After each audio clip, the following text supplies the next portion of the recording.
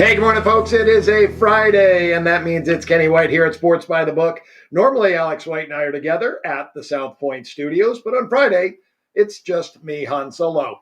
Hey, at the South Point Studio, go to the South Point Studio page on YouTube, and you can catch all the great shows there. Football Frenzy, 3 days a week, Monday, Thursday, and Friday. Those are 3 o'clock in the afternoon. And then today, between 2 and 4, Jeff Parles will be with the guys from the South Book. We'll have Chrissy, Jimmy, and Vinny. So great shows there. Also, race day. I caught the show this morning. Ralph Sirocco does an amazing job. He's got so many great guests on there that know so much about horse racing that can pick you winners there on the horse side. And then Punchlines today at noon. That's Monday to Friday. Frank Nicotero, Alex White often joins the show. Keith Lyles is always there with Frank as well. So Gone Racing, Thursdays. Check that one out, too. Just so much going on at the South Point Studios. Busy, busy, busy.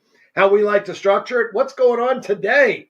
What can we bet on today? What's the action on the board there at the South Point in the sports book? It's baseball still. This is it. The last 3 days of the regular season. There will be a game on Monday. Atlanta will play the Mets. Probably in a showdown game, maybe to get into the playoffs on Monday. So on Friday today, a couple of games that I wanted to talk about. Phillies are in Washington to take on the Nationals. Really good pitching matchup here. Ranger Suarez, Trevor Williams. Williams returned from rotator cuff strain. Was not a surgery. He did sit out more than 2 months. Was having a career year. 2.19 ERA. 1.04 whip, great numbers. He's been really dominating. You're not going to get him to go deep into this game, but he's probably going to give you 5 innings, and he's going to give you 5 solid innings against a Philly lineup who's not quite as good against righties as they are lefties. Ranger Suarez having a great year for the Phillies, a 3.15 ERA, 1.16 whip. I bring this all up because the total is 8/20 for the game, but it's not the game total that I like. I like the first 5 inning total in this game. And I'm going to look here at the South Point right now.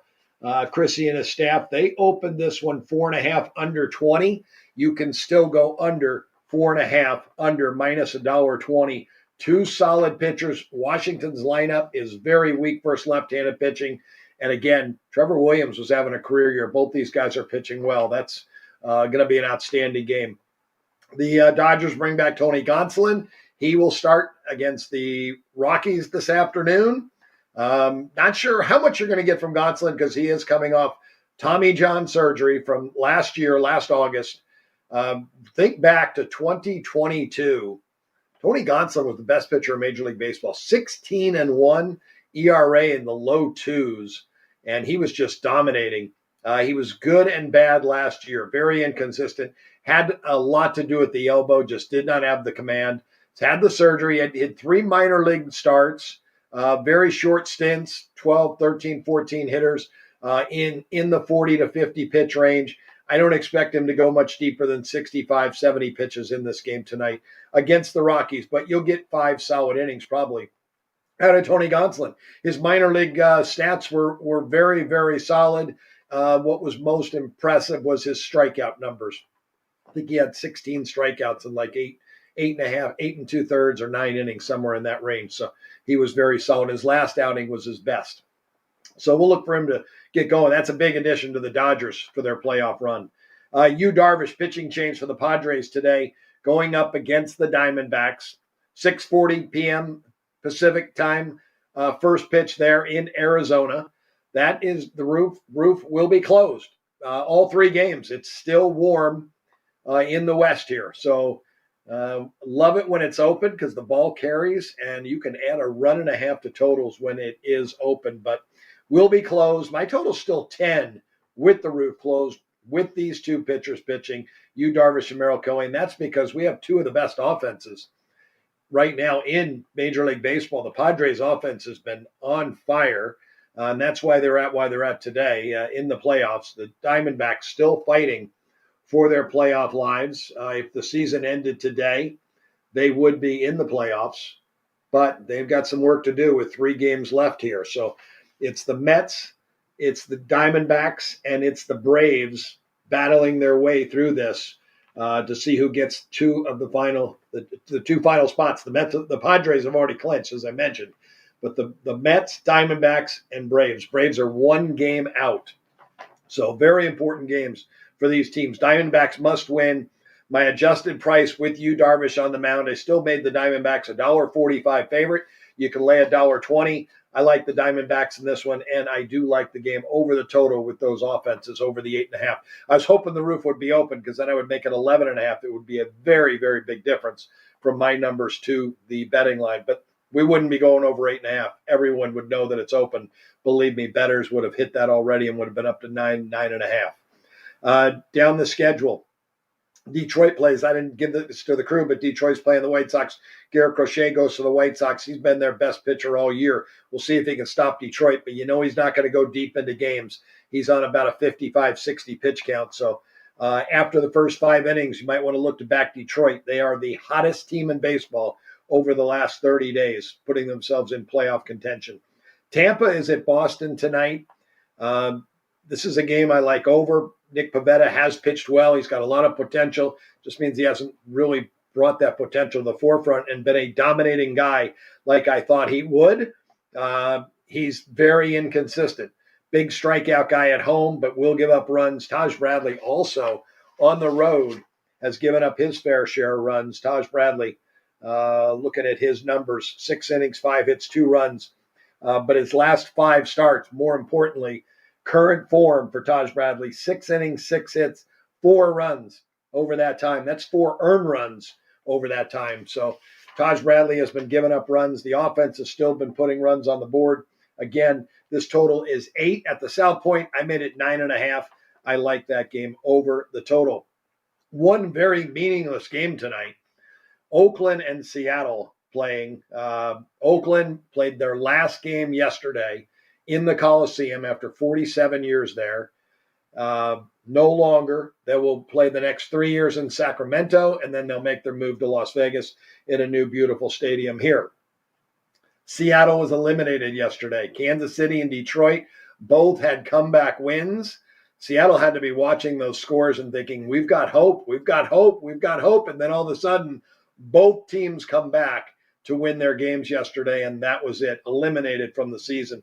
It's J.P. Sears and Luis Castillo, both guys above average pitchers, but I'm not sure how much incentive these guys are going to have playing defense or pitching. When you hit, you hit. And I could see this in a meaningless game being a high-scoring game. I made the total 8, and it is 7.5 under 15 at the South Point. So I do like that game over. Kansas City and Atlanta rounds out the games tonight. Big game for both teams. As I mentioned, Atlanta 1 game out of the playoffs.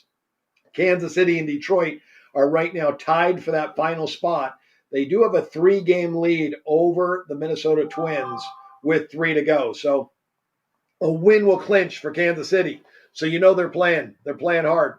The Braves are playing hard. It is Brady Singer against Max Fried in this one. I made this game $1.68.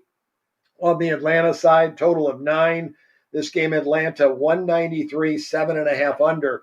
I guess I could take a half run off my total being kind of this is a playoff game. These teams are battling to move on to the next round, basically, from the regular season to the playoffs. So Max Fried has been a well above average pitcher. You're going to get 6 innings, 5 hits, 2 runs, 2 walks, 6 strikeouts from him. And Brady Singer has been about the same. But again, when you start to round those off, it's a good chance this game is going to be 3-3, 4-3 in the 7th, 8th inning. So over 7.5. I'm still over even if I adjust down a half a run. So that's your Major League Baseball action for today. We have college football on the board at the South Point. I want to check the current odds, make sure we're on the same page here for the 2 games tonight. Washington, the Huskies are up against Rutgers. That's the late game. I say late game. One starts at 4:30, one starts at 5 o'clock. So I'm probably going out of order, but Ann hopefully is producing the show. Thank you very much to her. And again, also thank you very much to Mr. Gahn, Chris Andrews and his staff for allowing us to talk sports with you each and every day. It's their decision, and we love it. We want to continue to build the show. Please like and subscribe for for our YouTube viewers here today. Washington at Rutgers. Again, a 5 o'clock kickoff in the Pacific, 8 in the East Coast. Washington Huskies have not left the state of Washington yet, and now they have to make a 3,000-mile trip. And they've done it. They're there. They're ready for the game. But, again, they played Weber State at home, Eastern Michigan at home. Washington State was a neutral game. They lost that game, 19-14. And then against Northwestern, they won 24-5. This offense has struggled. I have this offense right now rated 84th in the country for the Huskies. Their defense, though, number 35. Still very solid. Jed Fish is the new head coach. He came over from Arizona, where he was at 3 years for the Wildcats, did a nice job with them, well enough to get himself the Huskies job and move up. Lateral move within the conference of the Pac-12, but now both teams in different conferences. So this is a Big Ten game for the Huskies, and they played their first Big Ten game last week, a winner over Northwestern, but again, going out on the road. Greg Schiano, the head coach of Rutgers, his second time around. He was there for 11 years, left for the NFL, and now he's back. This is his 5th year being back, 19-28 coming into the season. He's 25-22 ATS in his second trip as the Rutgers coach. This year, 2-1 ATS. He's 3-0 straight up. They beat Virginia Tech on the road last week. That's an impressive win for this Rutgers team. They're my 62nd ranked offense, but my 27th ranked defense, 47th overall. Remember, I had Washington 45th overall. These two teams' power rating, very, very similar. Home field for Rutgers is worth about 4 points. Should be a great crowd tonight. This number opened at the South Point. I have halves up there from the baseball game. Let me change that on my screen real quick. At the South Point, they opened Rutgers 3.5. This line down to 1.5. There's been money for Washington today. I made Rutgers 4. I may have to take a look. I don't like to bet against the steam a lot, but on a game like this that I know Washington's playing their first game out of state, and I do believe Rutgers has the better defense, and right now, arguably the better head coach. Jed Fish has still got a lot to prove with just 3 years under his belt as a head guy. So I'll take a look at this. I might be on Rutgers. When I put these notes together this morning, though, I talked myself into under in this game. South Point opened this total 46. It is down to 45, and that's pretty much where it's at across the board right now at 45. My total was 45.5, and I talked myself into under because of these two coaches, or at least Greg Schiano, run the football 66% of the time, and they play slow, 29.6 seconds in between plays. For Washington, they've been well balanced this year, 50% attack, run pass. 28.7 seconds in between plays. That's 87th in the country. It's on the slow side. Washington 4-0 to the under this year. Rutgers 2-1 to the over. That doesn't alarm me. Schiano is an under coach, 25-21 to the under since he's been back at Rutgers. So I talked myself into the under. I did bet it under, went under the 45. So there you go in that one. Virginia Tech plays Miami of Florida tonight. Big ACC battle. Virginia Tech's a team that's kind of let me down so far this year. I bet them several times. I bet them against Vandy early in the year. They lost the game in overtime. I bet them against Rutgers last week, and they lose that game 26-23. They fell way behind and had to make a big comeback to make it close. They are 1-3 ATS. Brent Pry, their head coach, is definitely on the hot seat. 10-14 in his first 2 years, but I really thought he brought in enough talent and developed enough talent to be very, very good this year. He's a defensive coach, very conservative, likes the power run game, so should be a good under guy.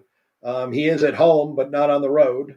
They've given up points in their away games, and again this year 3-1 to the over. Rankings. Virginia Tech offense 39th, their defense 33rd. I have them the 35th best team in college football. So they're a top 40 team, 112.5 rating. Miami, Florida, on the other hand, is a top 10 team. They're the 5th best offense, 10th best defense, 9th best team overall, 124 rating. And I've been doing a performance rating for these teams for every game to kind of look and see where they're at. Miami is overachieving, 134, 10 points better than their power rating. On the other side, Virginia Tech underachieving. They've been a 106, 6.5 points under what their power rating is. So Brent Pryce definitely on the hot seat. This will be a tough one for him tonight, going out on the road to Miami. Mario Cristobal, a lot of people don't like Mario Cristobal as a head coach, and I can understand why. When you look at his ATS record, 10-17 since he's been at Miami, 10-17. And he was not much better at Oregon. He was a below 500 ATS coach there. He was there for 4 years, 35-14, and he was let go because they felt he underachieved while he was at coaching for the Ducks. He has got a great reputation as a A++ recruiter. He can bring in the talent, and he knows how to recruit. And he brought in a great quarterback in Cam Ward from Washington State. Cam Ward right now the favorite to win the Heisman Trophy. But the one thing, he brings in this great talent, but he gets an F- for maximizing that talent and developing players within his programs. So when you're recruited by Mario Cristobal, you're dependent on yourself to make yourself better. They roll you out there and you play. He brings in great players, but he does not make them any better. And that's been Mario Cristobal's problem. That's why he gets a lot of hate from bettors, because he doesn't cover point spread. So tonight, we're asking him to cover a big spread. This opened 20 at the South Point, has been bet down to 17.5. And a lot of that movement has come today or this morning, because when I first looked this morning, earlier today, it was 19. So some money for the Hurricanes. For Virginia Tech, the Hokies. I made this game 15. There is revenge factor for Virginia Tech. 2020 is the last time these two played. They played in Blacksburg, Miami, with a 20-14 win. So that was the last time. I give a little revenge factor for that. And I'm leaning to Virginia Tech. I didn't play it. These teams scare me that are big dogs. Those are not my best plays. My best plays in college football are when I can lay less than a field goal with a team that I made more than a touchdown. So that's one of my best plays over the years. And then also opposite side favorites. I'm very, very good when I've got the opposite team favorite in a game. I know they're the better team and we're getting points. Those competitive games have been my success over the years. And that's rightfully so. I think the higher you get in these point spreads, the more craziness can happen late in games. You know, you got that underdog and you're taking 20 and they're down 17 in the fourth quarter. They don't care about covering. If they did, they would cover because they would play their normal game, but they get out of hand. You know, they have to pass every down and the defense knows it. And that defensive line pins their ears back and here they come. They put pressure on the quarterback. You get sacks, you get fumbles, you get scoops, pick six, and you get all those kind of craziness that happens at end of games with big dogs in those situations. So it doesn't happen all the time. If it did, everybody would just bet favorites. But underdogs do cover more than favorites. But again, those are more of a coin flip type of game when you're looking at 3 touchdown or more favorites and underdogs in those spots. So if you like favorites, you're better off betting them maybe kind of early in the first half, hoping they get a big lead, because a lot of times favorites will sit on the lead. So no plays for me there in those games. Frustrating for me this week. I wrote down notes on 3 games. My daughter called me this morning. She said, "What are you going to talk about on the show today? I need to fill out the sheet." I said, "Okay, great. Here you go. I got 3 games I've been talking about all week long. And I'm looking for my notes and I can't find my notes anywhere. So I'm not sure where they went. Someone somewhere has some good notes on 3 games, but I remember a lot of what I talked about, because I talked about these 3 games quite a bit on a lot of radio shows around the country. Colorado and Central Florida is a game for me that I bet. And it's one of those underdog plays once again. And it's a play also where the home team, Central Florida, is going to run the football. And I've got a projection of 264 yards for them and just 64 yards rushing for Colorado, because they don't run it because they can't run it. They just don't have a big enough offensive line. But they do use their passing game to stretch the field vertically, and they use it a short passing game as the run game. So Colorado, we know, throws the ball 60% of the time. They're going to throw for 350 yards tonight. That's what Shedeur Sanders will do. He's a great quarterback. He's going to the NFL. and he'll play professional football on Sundays. Not sure if he'll be a starter in the league, but he will be on a team, and he'll have a chance to produce in the NFL. That's how good he is. So we're taking Colorado plus the points in this game. This one opened 13. It opened 14 at the South Point. Currently is 14. I did see some 13s yesterday, but back up to 14 today. So we get 2 full touchdowns with an NFL type quarterback. Hugh Freeze, the head coach. Sorry, it's not Hugh Freeze. Look that up real quick.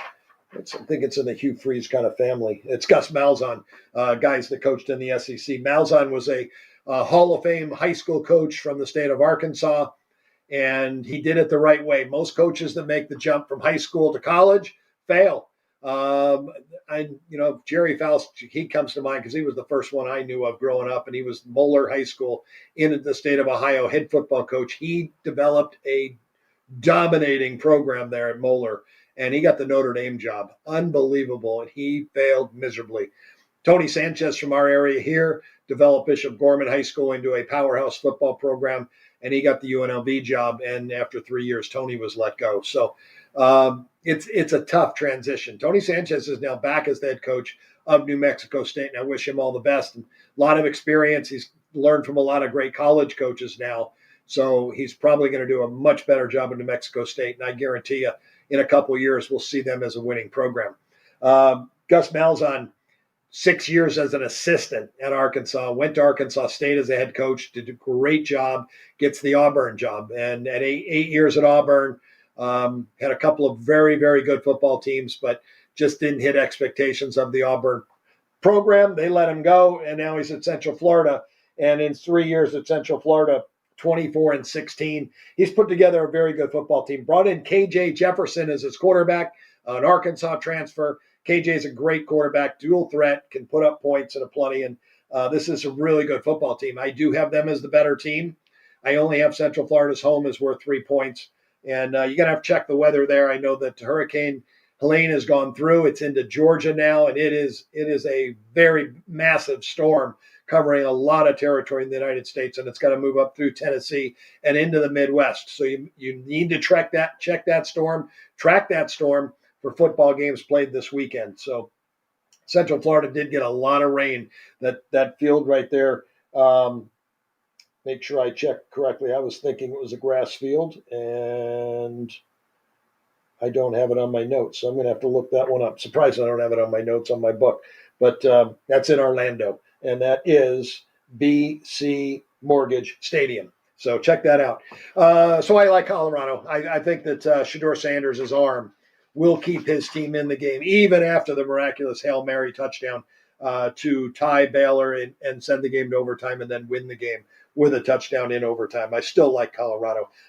This is a Big 10 game or Big 12 game that these two teams will both be fired up to play. So that is a big one. Another game that I want to talk about that I had a play in this weekend. Looking at my notes. I know it's on the sheet. Kansas, there they are. TCU and Kansas. This one, they're playing in Arrowhead Stadium where the Chiefs play. They played their first 2 games at the MLS Kansas City Comets soccer team field, the last couple of homes. That was a 20,000 seat stadium. They sold those out, and they have not covered. They're 0-4 ATS, but so is TCU. I'm down on TCU's defense. Their offense still very, very good. I think this will be a very high-scoring game. I made the total 65. The total in the market, 59.5. So obviously the market thinks it's going to be as well. You got 2 very good quarterbacks for both teams fighting this one out. Josh Hoover's been excellent for TCU. Jalen Daniels has struggled for Kansas, and that's been the problem. 4 touchdowns, 7 INTs. I don't expect that to continue. Lance Leopold, the head coach of Kansas, is a great college football coach. He develops talent. He talks about fundamentals, and his teams are fundamentally sound. And when you don't turn the ball over. So I expect that turnover ratio to turn around quickly, and I hope it's this weekend. I made the Jayhawks 10.5, as I mentioned, a total of 65.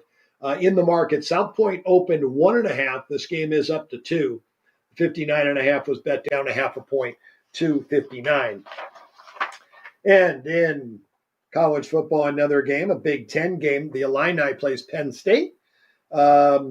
This one, very, very interesting game for me because of the style of play for both teams. And I did make the total lower. My total in this game, 42. I like the game under the total. South Point opened 48, total down to 47.5.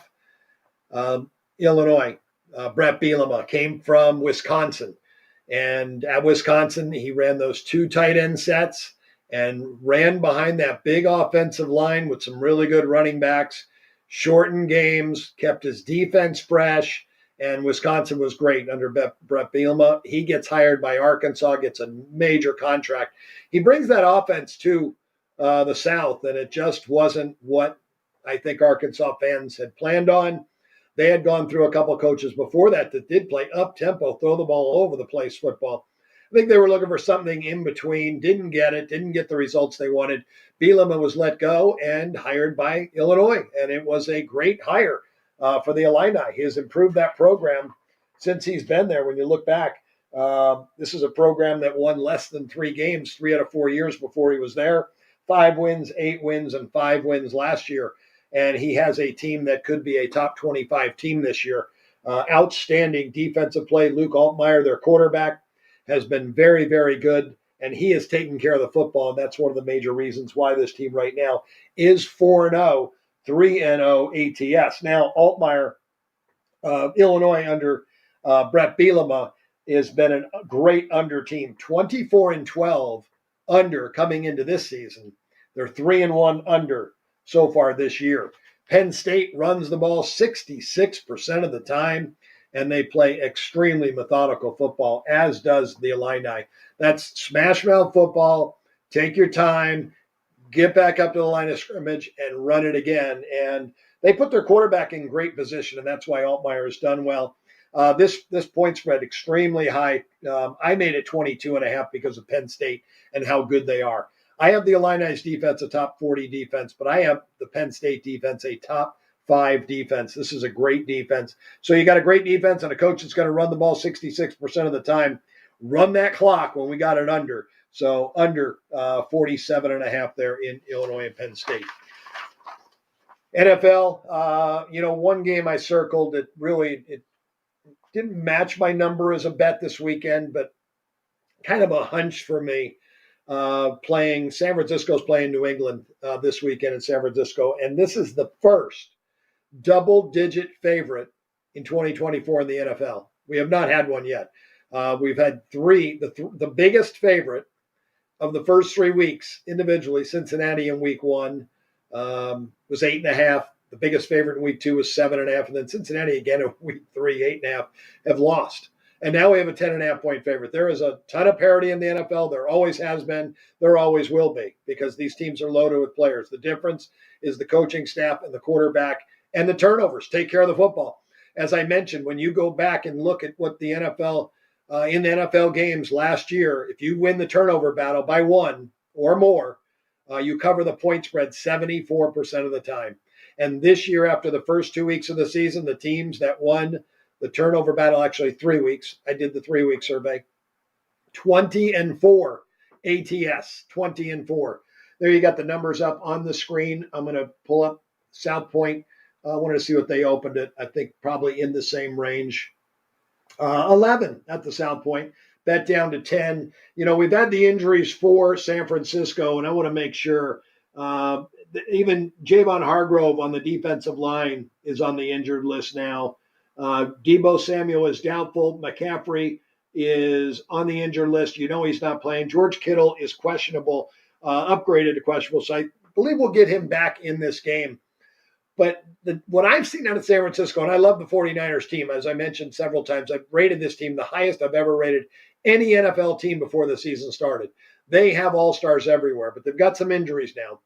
And the one, I think, weakness, if they have one, is stopping the run. And that's what New England's going to do. They're going to pound the football with Stevenson. They're going to play good field position. They're going to take care of the football. And as long as they don't turn it over, they're going to stay in this game, I believe, because they're going to be able to run the ball. They're going to be able to run the clock. They're going to be able to keep that defense fresh. That's part of a great game plan, and that's what Jared Mayo is going to try to do this weekend. Kind of easier said than done when you're playing one of the top 3 teams in the NFL. But I said Brock Purdy after his first year had nothing to lose. He was Mr.